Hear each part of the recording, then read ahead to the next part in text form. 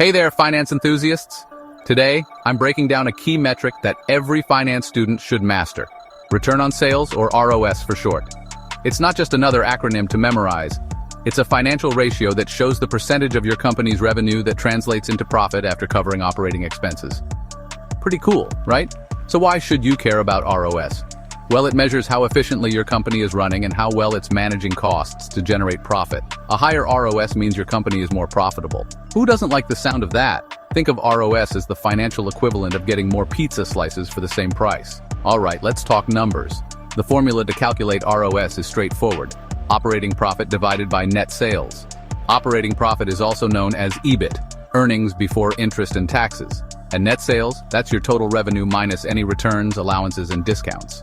Quick side note, some companies might just list revenue. In that case, use that. Now here's how you do it. Grab your company's income statement, find the EBIT and the net sales. Divide EBIT by net sales, and voila, you've got your ROS. Tracking this monthly helps you spot trends. Is your ROS going up or down? So what does ROS actually tell you? It reveals how much profit each dollar of sales generates. A rising ROS means improving profitability and efficiency. If it's dropping, well, that's a red flag, my friend. ROS is super useful for assessing things like dividend potential, reinvestment capacity, and debt repayment ability. Wondering what a good ROS looks like?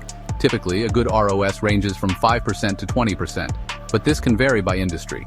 Compare your company's ROS to competitors and industry averages. This gives you a benchmark to aim for. Let's look at some real-world examples. First up, Medtronic, a medical device maker. In FY 2022, their ROS was 18.2%. That's calculated as $5.752 million, EBIT over $31.686 million net sales. Impressive, right? Next, Intuitive Surgical, known for robotic surgical devices. In FY 2021, their ROS was a whopping 31.9%. That's $1.821 million EBIT over $5,710.1 million total revenue. Note the use of here. But like everything in life, ROS has its limitations. It's mainly useful for comparing companies within the same industry and is a high-level metric. It's based on accrual accounting, not cash flow, and doesn't account for interest expenses. Now, how does ROS stack up against other metrics like return on equity, ROE, and return on investment, ROI? ROE measures overall profitability for shareholders. ROI, on the other hand, looks at the profitability of a specific investment over time. Each metric has its own use, so it's good to know all three. Last but not least, improving your ROS.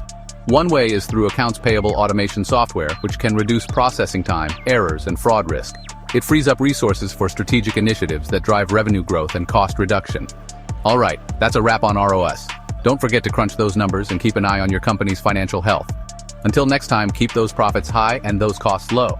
Remember to subscribe, like, and hit that bell icon. See you in the next video.